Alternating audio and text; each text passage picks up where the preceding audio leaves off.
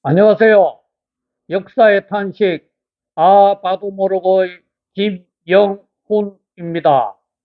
오늘은 마리아와 예수에 관하여 꾸란과 성경의 차이점을 살피도록 하겠습니다. 먼저 마리아가 예수를 임신하게 된다는 예언에 관한 꾸란의 기록을 살핍니다. 꾸란 3장 42절 천사들이 말하길 마리아여 하나님께서 너를 선택하사 순결하게 하였으며 너를 이 세상 여성들 위에 두셨느니라. 43절 마리아여 경건한 자세로 너희 주님께 엎드려 경배하고 예배하는 자들과 함께 허리 굽혀 예배하라. 44절 누가 마리아를 보호할 것인가를 결정하기 위해 그들이 화살을 던졌느니라. 45절 천사들이 말하길 마리아여 하나님께서 말씀을 통하여 너에게 아들에 관한 기쁜 소식을 주시노라. 그의 이름은 마리아의 아들 메시아 예수라. 그는 이 세상과 저 세상에서 존경을 받을 자요. 하나님 가까이 있는 자들 중에 한 사람이 될 것이니라. 46절 예수는 요람에서 그리고 성장해서 사람들에게 말을 할 것이며 의로운 자들 가운데 있게 될 것이라. 47절 그녀가 말하길 주여 제가 어떻게 아이를 가질 수 있습니까? 어떤 남자도 저를 스치지 아니하였습니다. 그가 말하길 그렇게 되리라. 그분께서 어떤 것을 원하시면 창조하시니라. 그분께서 어떤 것을 두고자 하실 때 있어라. 그러면 그것이 있게 되느니라. 48절 하나님께서 예수에게 성서와 지혜와 토라와 복음서를 가르치실 것이라. 49절 그를 이스라엘 자손들에게 사도로 보내자. 그가 말하길 나는 주님으로부터 증표를 받았노라. 내가 진흙으로 새의 형상을 만들어 숨을 불어넣으면 하나님의 허락으로 새가 될 것이라. 하나님께서 허락하실 때 나는 장님과 문둥이를 치료하며 하나님의 허락이 있을 때 죽은 자를 살리며 너희가 무엇을 먹으며 무엇을 집안에 축적하는가를 너희에게 알려주리라. 여기에서 마리아가 예수를 임신하게 될 것이라는 예언만 꾸란과 성경이 갖고 나머지는 다 다릅니다. 그리고 또 성경에 없는 내용들입니다. 천사가 마리아에게 마리아가 낳을 아들의 이름을 마리아의 아들 메시아 예수라고 불렀다는 것은 성경과는 완전히 다릅니다. 성경은 그냥 예수라고 불렀습니다. 그런데 마리아의 아들 예수라고 부르는 방식은 당시 아랍에서 널리 통용되던 땡땡땡의 아들 땡땡으로 부르는 방식과 같습니다. 그런데 당시 아랍에서는 아버지의 이름을 먼저 부르며 그 아들이 누구의 자식인가를 나타내는 풍속이 있었습니다. 이 풍속으로 인하면 예수의 아버지는 하나님이기에 하나님의 아들 예수라고 불러야 합니다. 그러나 이렇게 부르지 않고 마리아의 아들 예수라고 부른 것은 예수의 신성을 부인하기 위해서이고, 그렇다고 예수의 아버지가 사람이 아니기 때문에 아무 사람의 이름을 붙일 수도 없어서 엄마인 마리아의 아들 예수로 우라는 적고 부른 것으로 보입니다. 그리고 상기에서 예수가 무슨 일을 할 때마다 하나님의 허락을 받아 병을 고치고 죽은 사람을 살리고 사람들을 가르쳤다는 것은 성경과는 다릅니다. 성경은 예수와 하나님이 하나였지만 예수가 인간으로 태어났기 때문에 예수는 늘 하나님 아버지께 기도하면서 하나님 아버지의 마음을 늘 예수의 마음에 가졌고, 그래서 하나님 아버지의 뜻대로 병을 고치고 죽은 자도 살리고 사람들을 가르쳤다고 말하고 있습니다. 그리고 하나님이 예수에게 복음서를 가르쳤다는 상기 꾸란의 내용은 시제가 맞지 않는 이상한 말입니다.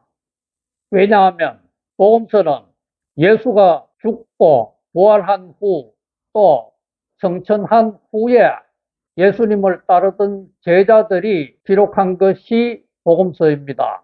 즉 예수님의 일생에 관한 기록인데 이것을 이 책이 기록되기도 전에 하나님이 예수에게 가르쳤다고 하니 너무 이상하지 않습니까? 이제 마리아가 예수를 어떻게 출산하였는지에 대한 꾸란의 기록을 살핍니다. 꾸란 19장 16절 성서에 있는 그대로 마리아에 관하여 이야기하라. 22절 그리하여 그녀는 잉태하고 멀리 떨어진 곳으로 옮겨갔노라. 23절 출산의 진통이 심하여 그녀는 종려나무 줄기를 붙잡고 말하길. 이전에 죽어버렸다면 잊어버릴 수 있을 텐데. 24절 그때 종려나무 밑에서 천사가 그녀를 부르더니 슬퍼하지 말라. 주님께서 내 밑에 흐르는 냇물을 두셨노라. 25절 종려나무 줄기를 내가 있는 쪽으로 흔들어라. 그러면 잘 익은 열매가 너에게로 떨어지리니. 26절 먹고 마시어 마음을 평안하게 하라. 그리고 내가 사람을 만나거든. 저는 하나님께 단식할 것을 맹세하였으며 오늘 누구와도 말을 하지 않을 것이라 말하여라. 27절 얼마 후 그녀가 아들을 안고서 사람들에게 나타나니 저들이 말하길 마리아여 너는 이상한 아이를 데리고 왔구나 라고 조롱하노라. 28절 아론의 누이여 너의 아버지는 나쁜 사람이 아니었고 너의 어머니도 부정한 여자가 아니었노라. 29절 그러자 그녀는 그 아이를 가리켰노라. 이때 모두가 말하길 우리가 요람 안에 있는 아기와 어떻게 말을 하란 말이뇨 라고 하노라. 30절 그 아기가 말하길 나는 하나님의 종으로 하나님께서 나에게 성서를 주시고 나를 예언자로 삼으셨습니다. 31절 제가 어디에 있든 저를 축복하도록 하셨고 제가 살아있는 동안 예배를 드리고 이슬람세를 바치도록 명령하셨습니다. 32절 저의 모친에게 효도하라 하셨고 저로 하여금 거만하지 아니하고 불행함이 없도록 하셨습니다. 33절 제가 탄생한 날과 제가 임종하는 날과 제가 살아서 부활하는 날에 저에게 평화가 있도록 하셨습니다. 여기에서 마리아가 예수를 낳았다는 것만 꾸란과 성경의 기록이 같을 뿐이고 나머지는 성경과 완전히 다릅니다. 특히 마리아가 종려나무 가지를 붙들고 신음하다가 아기를 낳았다는 것은 성경과 완전히 다릅니다. 그리고 태어난 아기가 요람에서 태어나자마자 말을 했다는 것도 꾸란에서만 나오는 기록입니다. 태어난 아기가 이슬람세를 바치도록 명령을 받았다고 하는 것도 이상합니다. 왜냐하면 그 당시에는 이슬람교가 존재하지도 않았는데 어떻게 이슬람세를 바치도록 명령을 받았다는 것인지 너무 이상하지 않습니까? 마리아가 예수를 출산하게 되는 과정에 대한 성경의 기록을 살핍니다. 마리아는 천사들의 예언대로 남자들과의 성관계 없이 신의 능력으로 뱃속에 아기를 임신하였습니다. 그래서 마리아와 약혼했던 요셉은 마리아가 부정한 일을 저질러 임신한 것으로 알고 마리아와의 관계를 끊으려고 했는데 요셉의 꿈속에 천사가 나타나서 마리아가 임신한 것은 하나님으로 인해 임신하였으며 이 아기는 구세주 예수가 될 것이라고 말하며 마리아를 데려오기를 주저하지 말라고 하였습니다. 그래서 요셉은 마리아를 자기 집으로 데리고 와 함께 결혼 생활을 했지만 이 아기 예수를 낳기까지는 마리아와 성관계를 하지 않았습니다. 만삭이 다 되었을 때 로마의 황제 아우구스투스가 로마 제국에 있는 모든 사람들은 본적지에 가서 호적 등록을 하라고 하였습니다. 이는 로마 제국 내의 인구를 조사하기 위함이었습니다. 그래서 요셉은 자기의 본적지인 베들레헴으로 자기 아내 마리아를 데리고 갔습니다. 그런데 베들레헴에는 이들이 머물 방이 없어서 요셉은 만삭이 된 마리아와 함께 베들레헴의 한 마구간에 밤을 세우게 되었습니다. 그런데 이 마구간에서 마리아가 아기 예수를 출산하였고 예수는 태어나자마자 말구유에 누이게 되었습니다. 이때 들에서 양을 치던 목자들이 천사들로부터 구세주가 태어났다는 예언을 듣고 그 예언을 따라 베들레헴을 찾아서 아기 예수를 발견하고 경배하였습니다. 그리고 얼마 후에는 동방에서 온 박사들이 배를 따라 베들레헴까지 와서 아기 예수를 발견하고 경배하였습니다.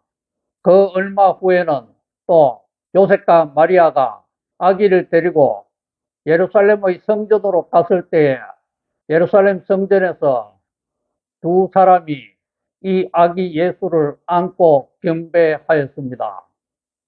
이것이 예수가 출생하게 된 과정에 대한 성경의 기록입니다. 그리고 예수의 제자와 예수가 함께 나눈 대화, 또 예수와 하나님이 나눈 대화에 대한 꾸란의 기록을 살핍니다. 꾸란 5장 111절 보라 내가 예수의 제자들에게 나를 믿고 나의 사도를 믿으라 하니 믿나이다.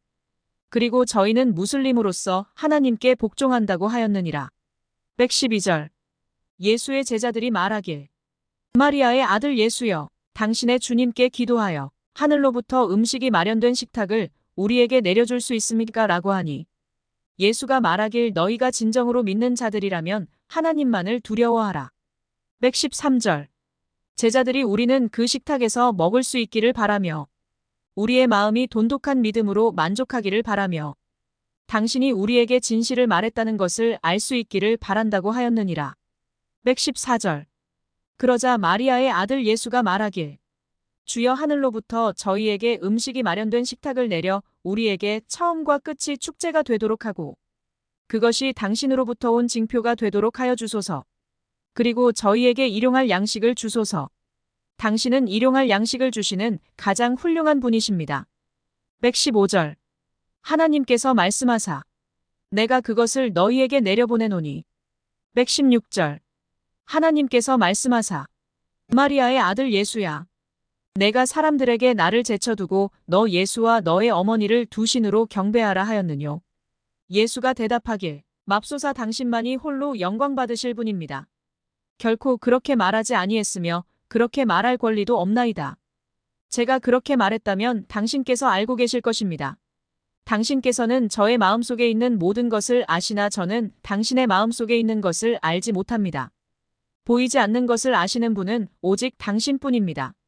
117절 제가 사람들에게 말한 것은 당신께서 저에게 말씀하여 주신 대로 나의 주님이자 너희의 주님이신 하나님만을 경배하라는 말 외에는 아무 말도 하지 아니하였으며 그러나 당신께서 저를 승천시킨 후부터는 당신께서 그들을 감시하고 계셨으니 당신께서는 모든 것에 대한 증인이십니다. 상기의 이런 대화 내용은 성경에는 전혀 없습니다. 예수의 제자에 대한 꾸란의 기록은 상기의 내용이 전부입니다. 그럼에도 불구하고 성경과는 많이 다릅니다. 예수의 제자들이 하늘에서 음식이 가득 차려진 밥상을 내려달라고 요구하지도 않았고 또 예수님이 그렇게 한 적도 없었습니다. 다만 성경은 예수가 보리빵 5개와 작은 물고기 2마리 또 보리빵 7개와 작은 물고기 2마리로 각각 10,000명 이상의 수많은 사람들을 먹였다고 기록하고 있습니다. 그런데 예수의 제자들이 예수를 보고 마리아의 아들 예수여라고 불렀다는 것은 성경과 완전히 다릅니다. 예수의 제자들은 예수님을 주님 또는 선생님 또는 랍비라고 불렀습니다. 랍비는 스승이라는 뜻입니다. 그리고 하나님이 예수를 마리아의 아들 예수라고 불렀다는 것도 성경에는 나타나지 않습니다. 하나님은 예수를 나의 사랑하는 아들이라고 부른 것으로 성경에 나타납니다. 그런데 꾸란은 계속하여 예수를 마리아의 아들 예수로 부르고 적고 있습니다. 이는 아까도 말씀드린 바와 같이 예수의 신성을 부인하기 위하여 이렇게 부르고 있는 것입니다. 그리고 예수와 하나님이 이런 대화를 나눈 것은 성경에 전혀 없습니다. 예수는 하나님을 주님으로 부른 적이 없습니다. 늘 예수는 하나님을 아버지로 불렀습니다. 그런데도 예수가 하나님을 주님으로 불렀다고 기록한 것은 이것도 예수의 신성을 부인하기 위한 것으로 보입니다. 오늘 제가 말씀드린 것에 대하여 더 자세히 알기를 원하시는 분은 제가 4월 2일과 4월 9일에 유튜브 방송을 한 6-3과 6-4를 참고하시기 바랍니다. 그리고 예수와 마리아에 대하여 더욱 자세히 알기를 원하시는 분은 인터넷 서점에서 판매되고 있는 저의 저서 오 무함마드 당신은 누구요를 참고하시기 바랍니다. 감사합니다. 하나님 복 많이 누리세요.